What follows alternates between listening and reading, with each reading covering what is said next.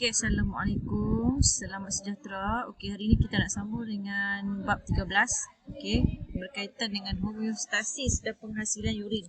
Okey, jadi dalam 13.1 kita tengok tentang homeostasis.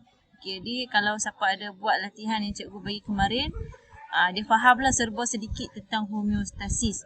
Okey, jadi homeostasis ni sebenarnya dia adalah pengawal aturan faktor fizikal, okey, faktor fizikal dan juga faktor kimia persekitaran, okey, pada julat yang normal supaya sel berfungsi dalam keadaan optimum. Okey, macam ni lah cikgu beritahu kamu secara ringkas dia. Dalam badan kita ada pelbagai proses yang berlaku lah. Okey, dan untuk membenarkan proses-proses di dalam badan kita berlaku, okey, sel dalam badan tu dia perlu berada dalam persekitaran yang normal. Okey, sebab kalau cuba kamu bayangkan kalau kita ni pergi banyak tempat, manusia kita pergi banyak tempat, kita berada dalam pelbagai situasi, kadang-kadang kita panas, kadang-kadang kita sejuk. Okey, cuba bayangkan kalaulah tak ada homeostasis ni, kita pergi ke tempat yang panas, badan kita akan jadi panas. Bila panas, apa yang berlaku adalah protein dapat dimusnahkan. Bila protein dapat dimusnahkan dalam badan kita, banyak proses dalam sel badan tidak dapat berlaku. Enzim tidak dapat berfungsi dengan baik. Okey, jadi inilah kepentingan homeostasis. Okey, dia nak kawal sekitaran sama ada faktor fizikal ataupun faktor kimia supaya berada dalam keadaan yang optimum. Okey, contoh-contoh faktor fizikal adalah suhu, tekanan osmosis darah dan juga tekanan darah. Okey, manakala faktor kimia pula kita ada nilai pH, kepekatan garam mineral dan juga kepekatan gula darah. Okey, jadi kita tengok apa yang berlaku adalah penyimpangan daripada julat normal.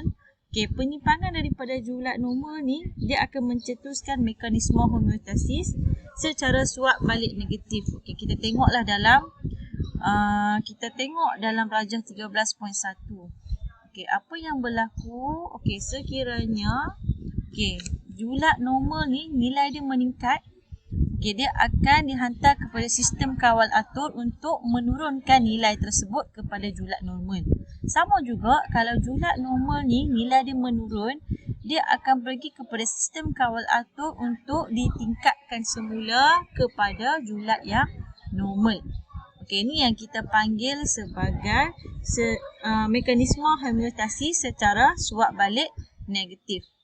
Okey, jadi kita nak tengok sistem organ yang terlibat. Yang ni yang kita nak bincang. Okey, yang mana suhu badan dia dikawal oleh sistem integumen iaitu kulit dan juga kelenjar peluh, sistem saraf, sistem peredaran darah, sistem otot dan sistem endokrin.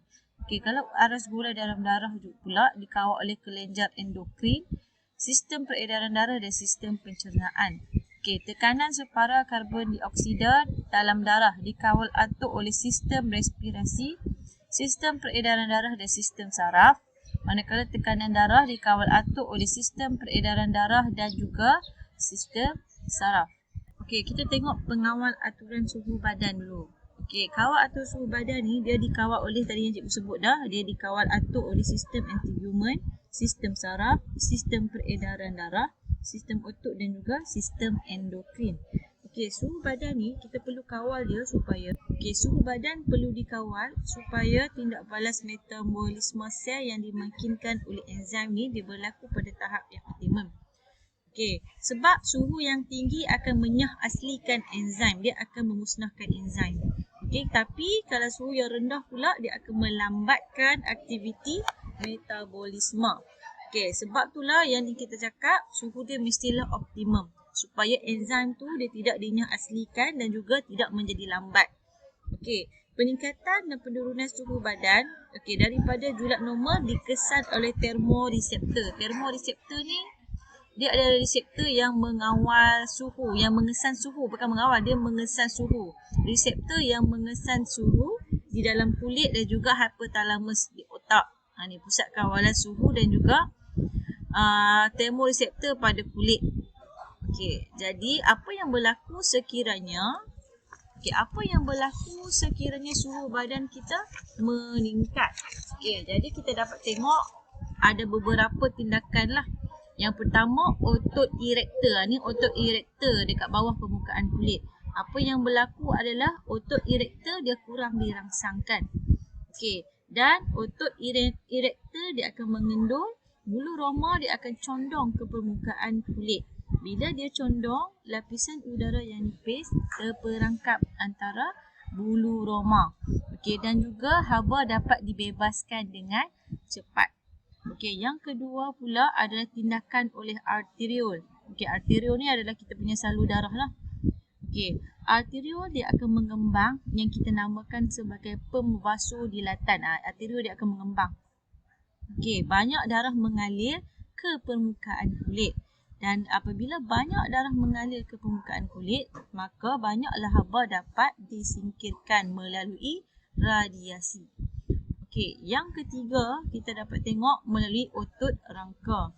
Okey, otot rangka pula, okey, apabila suhu naik, otot rangka dia kurang mengecut dan mengendur. Maksudnya kurang berlaku pergerakan lah. Okey, badan tidak menggigil. Jadi haba kurang dijana. Okey, suhu badan pula dia akan menurun kerana kurang pengecutan otot rangka. Ini apa yang berlaku oleh otot rangka. Okey, kemudian kita akan tengok pula yang seterusnya adalah kelenjar peluk. Okey, untuk kelenjar peluk pula apabila suhu naik, kelenjar peluk akan dirangsang. Okey, jadi banyak peluk yang akan dikeluarkan. Maka haba diserap untuk menyejukkan peluk dan kulit akan menjadi sejuk. Okey, kemudian kita nak tengok pula kelenjar adrenal pada ginjal. Okey, apabila suhu naik, kelenjar adrenal kurang dirangsangkan dan hormon adrenalina juga akan kurang dihasilkan. Jadi kadar metabolisme akan berkurang, tiada haba yang berlebihan dijana ataupun dihasilkan.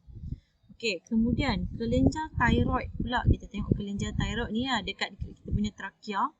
Okey, kelenjar thyroid apabila suhu naik, kelenjar thyroid tidak akan dirangsang dan hormon thyroksina akan dikurangkan. Kadar metabolisme juga akan berkurang, jadi tiada haba berlebihan dapat dijana. Okey, itu apabila suhu badan naik. Okey, sekarang kita nak tengok apabila suhu badan dia jatuh bawah dijulat normal. Okey, bawah 37 lah. Kalau normal biasanya 37. Okey, bawah 37. 36.5. Normal 36.5. Okey, jadi kita akan tengok apa yang berlaku apabila suhu badan jatuh di tingkat normal. Sama juga dia akan dikesan oleh termoreseptor pada hypothalamus dan juga di dalam kulit. Okey, tindakan yang sama cuma berbeza. Okey, otot erector apa yang berlaku adalah otot erector akan kurang dirangsang. Jadi otot erector dia akan mengecut, bulu roma akan menegak. Okey, dan lapisan udara tebal dia akan terperangkap antara bulu roma. Dan lapisan udara yang terperangkap ni, yang tebal ni, dia akan menjadi sebagai penebat dan dia akan menghalang kehilangan haba melalui kulit. Jadi badan kita ni dia bila sejuk, badan kita ni dia nak menyimpan haba sebanyak yang mungkin lah untuk memanaskan badan kita. Okey, yang kedua pula adalah arteriol. Apa yang berlaku adalah apabila suhu turun, arteriol akan kurang dirangsang. Yang kita namakan sebagai dia akan kurang dirangsang supaya mencerut. Mencerut. Dia tak mengembang. Tadi mengembang. Jadi dia akan macam dia kurang dirangsang supaya dia tidak mengembang. Kita panggil sebagai pemvasocerutan. Okey, akibat dia apa yang berlaku adalah kurang darah mengalir ke permukaan kulit. Okey, jadi kurang haba disingkirkan secara radiasi. Okey, kemudian otot rangka pula. Otot rangka apabila suhu turun, dia akan mengecut dan mengendur, badan akan menggigil. Sebab tu bila sejuk, kita akan menggigil. Okey, bila kita menggigil, dia akan menjana haba. Seterusnya, dia akan meningkatkan suhu badan. Sebab apa? Sebab pengecutan otot, dia memerlukan tenaga. Okey, kemudian kita nak tengok pula kelenjar peluh yang mana bila suhu turun, kelenjar peluh tidak dirangsang. Perpeluhan tidak berlaku. Tapi kalau kamu peluh masa sejuk, mesti something wrong lah dengan badan kamu. Okey, kemudian kita nak tengok pula tindakan kelenjar adrenal. Okey, adrenal dengan kelenjar thyroid cuba berupa beritahu dia adalah molekul kimia. Yang tadi fizikal. Okey, untuk kelenjar adrenal pula, bila suhu turun, dia akan dirangsang. Jadi hormon adrenalina banyak dihasilkan, kadar metabolisme akan meningkat. Kadar metabolisme ni tahu kan? Kadar pemecahan substrat lah.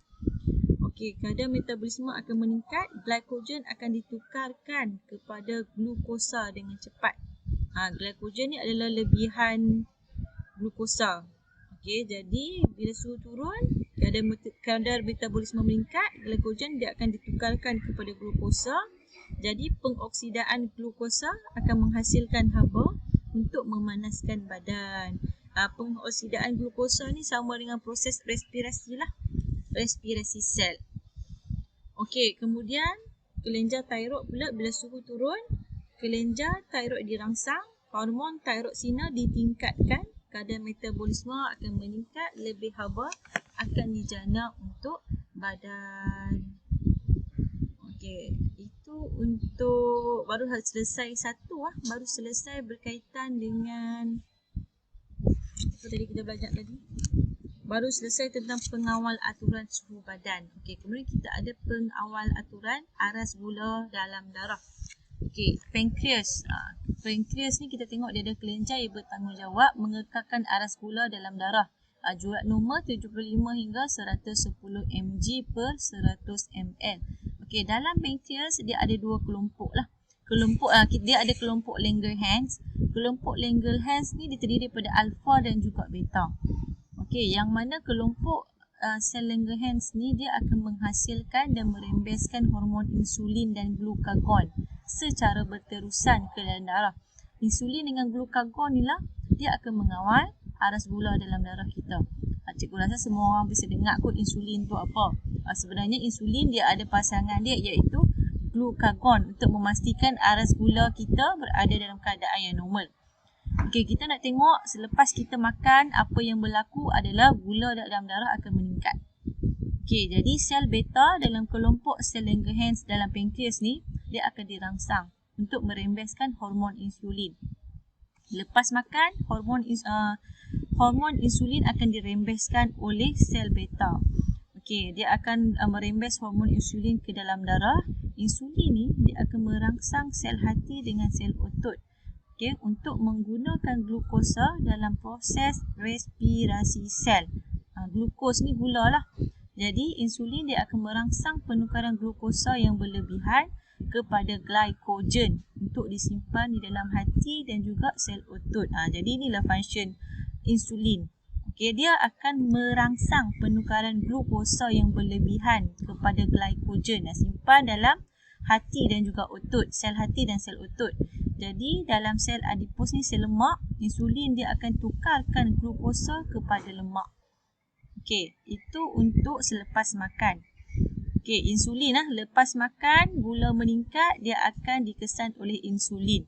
Okey, kalau tak makan ataupun di antara sajian lah, maksudnya kalau lama kita tak makan, sel alfa dalam kelompok sel Langerhans dia akan dirangsang untuk merembeskan hormon glukagon. Ni dia glukagon pula. Jadi hormon glukagon dia akan merangsang sel hati untuk tukarkan glycogen yang kita simpan tadi ni kepada glukosa balik. Sebab dia kesan badan kita tidak mengambil sebarang glukosa tambahan. Tak ada glukosa. Jadi glukagon ni dia akan tukarkan glycogen kepada glukosa. Jadi glukagon ni dia akan galakkan penguraian lemak. Okey, dia boleh juga menggalakkan penguraian lemak dekat sel adipos tadi untuk bebaskan asid lemak yang kita boleh metabolismekan untuk menghasilkan tenaga. Jadi kalau kita tak makan, sel alfa ni lah dia akan buat kerja dia lah, dia akan merembeskan hormon glukagon untuk menghasilkan tenaga. Okey, jadi kalaulah tak ada penghasilan, perembesan dan penerimaan insulin, dia akan menyebabkan diabetes mellitus. Sebab itulah kalau orang diabetes ni, kalau kamu dengar, dia akan ambil suntikan insulin. Sebab dia tak ada insulin rusak, tak boleh dihasilkan. Okey, jadi bila insulin tidak boleh dihasilkan, aras gula dia akan tinggi lah sebab tak ada insulin untuk tukarkan